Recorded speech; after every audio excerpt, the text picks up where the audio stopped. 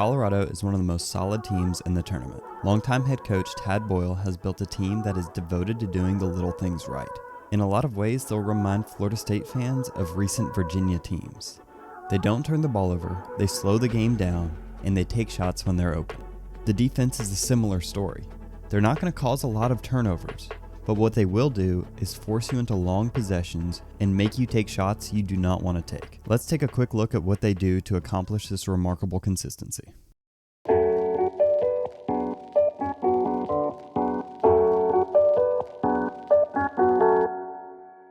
Offensively, everything flows through number 25, their point guard McKinley Wright. What they like to do is a lot of off-ball motion with cuts and screens that eventually leads to a pick and roll at the top of the key with the shot clock winding down. That's where Wright is at his best. Now, one of the things that's going to immediately stand out to Florida State fans that's reminiscent of the Virginia Cavaliers is how they like to run blocker-mover offense.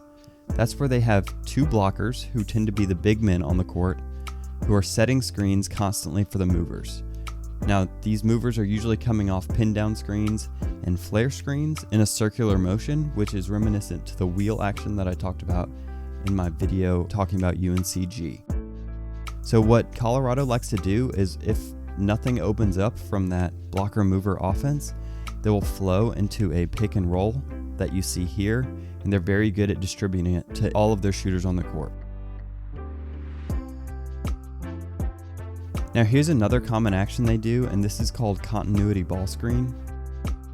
So continuity ball screen, all it is you'll see a man cut, which leads to a short side pick and roll, or more often more just a dribble handoff, and it's a continuity that goes back and forth. So you'll see it happen on this side of the ball, and then you'll see the same action happen on the other side of the ball where this guy cuts and you see another dribble handoff type action.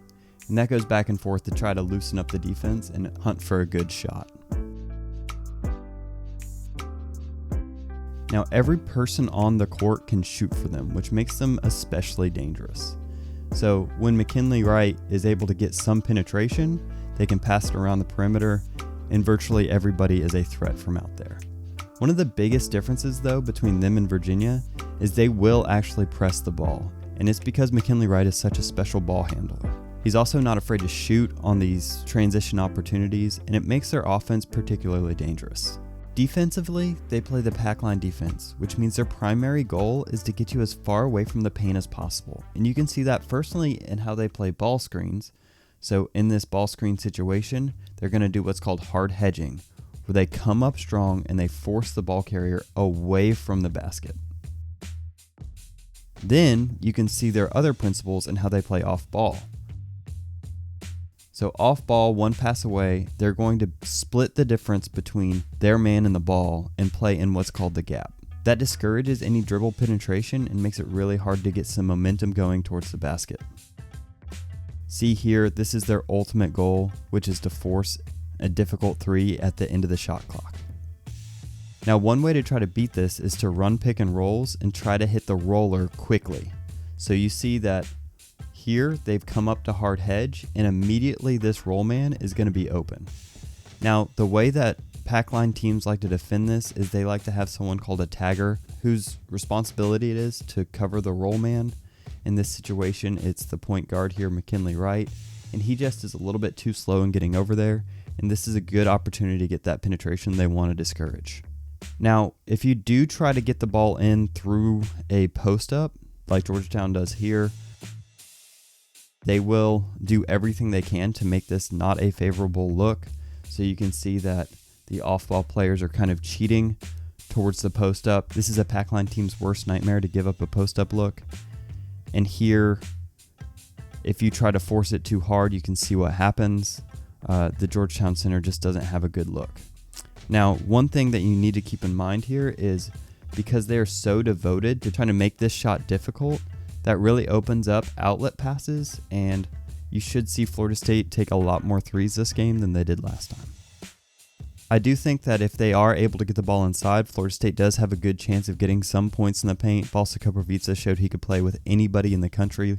One thing Florida State can do is kind of go to these sets that open up the paint a little bit. So here, this dribble handoff motion flows into a ball screen at the top of the key, and just all of this side-to-side motion makes it really hard for Colorado to maintain their gap integrity. And realistically, that's the only reason they're able to get to the line here. Another thing I like is doing these kind of sets that make it harder for the tag man. So this man is responsible for tagging and really responsible for this roll man here. And he gets lost when the roll man then sets a down screen to open up this three-pointer. This is a really pretty set that really takes advantage of Colorado's packline defense. But ultimately, what really is going to matter and how Florida State can win this game is they need to take the shots that they're given. Far too often in the past few games, they've looked way too timid to take their three-point shots.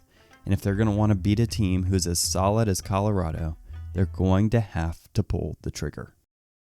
Thanks for tuning in. In the comments below, tell me what you think of this Colorado team and how Florida State can try to attack their defense. Also, check out all of the other great content we have at Tomahawk Nation. Thanks.